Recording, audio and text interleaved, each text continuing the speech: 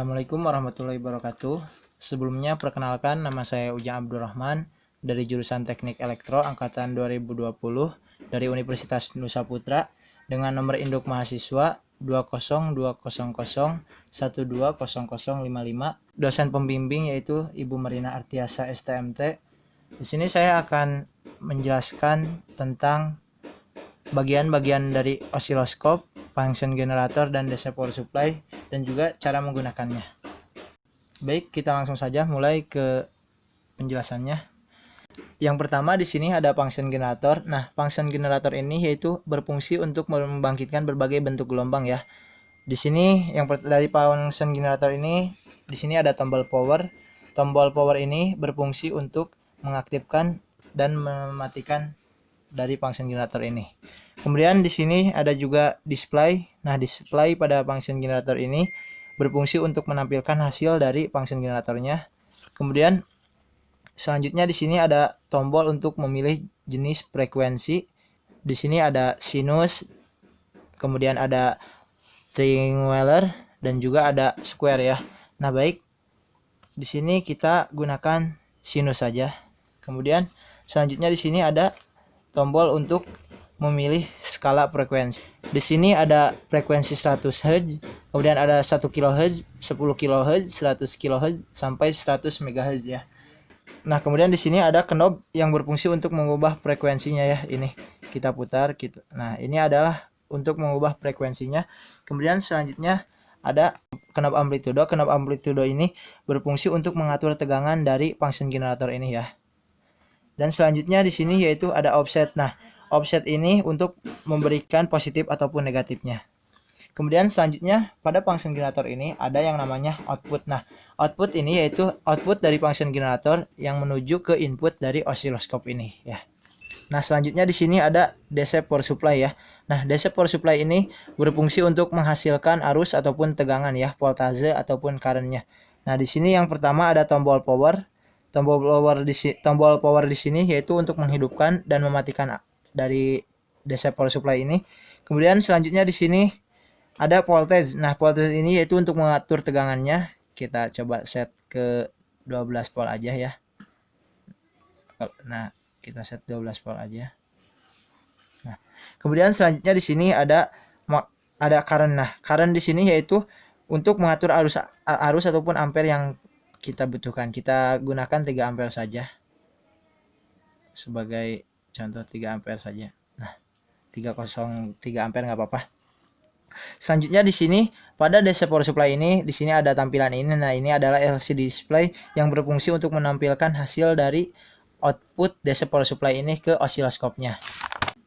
Nah, baik, setelah tadi kita menjelaskan tentang function generator dan tentang DC power supply, selanjutnya di sini yang di atas ini yaitu ada yang namanya osiloskop ya. Osiloskop ini yaitu berfungsi untuk mengukur besaran dari frekuensi, periode, ataupun tegangan dari sinyalnya ya. Nah, jadi dari osiloskop ini kita bisa menghitung dari gelombangnya ataupun dari frekuensinya, dari amplitudonya ataupun periode dari function generator dan dari DC power supply ya. Nah, di sini pada function generator ini dia masuk ke channel 1 dan pada DC power supply dia masuk ke channel 2 ya. Nah, di sini ada channel 1, channel 2. Nah, selanjutnya di sini pada osiloskop ada tombol power ya. Tombol power ini hampir sama seperti function generator dan DC power supply yaitu untuk menghidupkan dan mematikan dari osiloskop ini ya. Kita nyalakan osiloskopnya, sudah nyala. Kemudian display ya. Nah, display ini berfungsi untuk menampilkan grafik ataupun hasil dari pengukuran osiloskop ini ya. Kemudian selanjutnya di sini ada Y pos yaitu di sini berfungsi untuk mengatur vertikal atau dari hasil pengukurannya ya. Nah, ini vertikal untuk mengatur letak posisi hasilnya, posisi vertikalnya. Kemudian selanjutnya di sini ada switch. Nah, switch ini yaitu untuk memilih dari AC ataupun ground ataupun DC ya. Nah, di sini ada AC, ground, DC. Kemudian selanjutnya di sini ada pole per division. Nah, ini berfungsi untuk mengatur tegangan per kotaknya. Di sini ada pada channel 1 dan juga ada pada channel 2 ya, pole per divisionnya. Kemudian di sini ada dari input per channel. Nah, yang function generator ini dia masuk ke input 1 dan DC power supply ini masuk ke input 2 ya. Di sini ada per channelnya, ada pole per divisionnya. Nah, kemudian selanjutnya di sini yaitu ada expose. Nah, expose ini yaitu untuk mengatur dari letak horizontalnya ya. Dari ketika yang tadi Y per pos itu adalah untuk mengatur posisi dari vertikalnya, sedangkan untuk expose ini untuk mengatur posisi horizontalnya ya. Untuk posisi horizontalnya.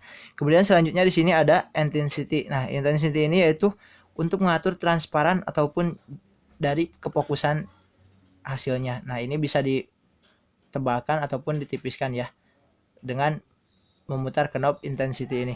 Dan juga untuk yang selanjutnya di sini ada time per division, yaitu untuk mengatur periode ya, periode dari osiloskop ini. Baik, selanjutnya kita coba dari function generator ini kita menggunakan channel 1 ya. Kita lihat, kita atur volt per divisionnya. Nah, dia akan pada osiloskop ini akan terjadi perubahan pada gelombangnya ya. Nah, di sini pada function generator ini, pada channel 1 ini kita ubah ke, karena ini menggunakan sinyal sinus ya, maka hasilnya seperti ini, gelombangnya sinus. Kemudian kita gunakan pada gelombang triangular. Nah, dan hasilnya pun seperti ini ya, ada segitiga-segitiganya. Kita lihat, kita geserkan. Nah, ada segitiga-segitiga seperti ininya ya. Kemudian selanjutnya di sini ada sinyal square ya. Nah, ini yaitu kotak-kotak. Sinyal ini kotak-kotak dan bisa kita lihat, bisa diperbesar, diperkecil sesuai dengan pole per divisionnya ya.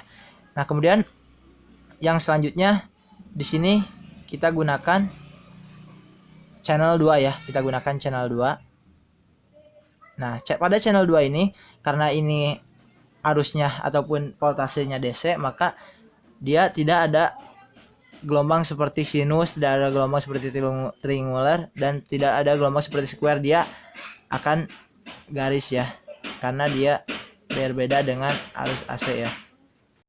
Nah, kita gunakan yang channel 2 ini ya, kita ubah dulu ininya. Nah, kita kasih dia ground, maka nah ini adalah hasilnya ya. Pada osiloskop ini, pada displaynya dia akan menampilkan garis karena ini arus DC ya.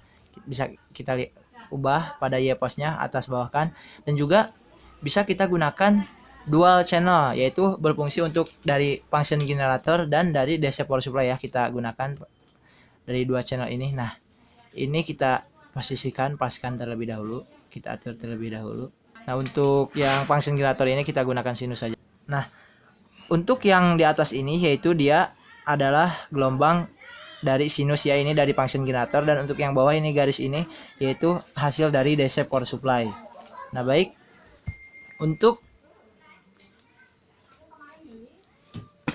Jadi untuk dari penggunaan osiloskop ini ya, kita bisa menggunakan dua channel ya, dari channel function generator dan channel DC power supply, dan juga di sini ada time per divisionnya, ini bisa kita gunakan juga. Jadi kesimpulan dari osiloskop ini yaitu osiloskop ini bisa kita ambil dari dua channel ya, bisa dari function generator dan juga dari DC power supply.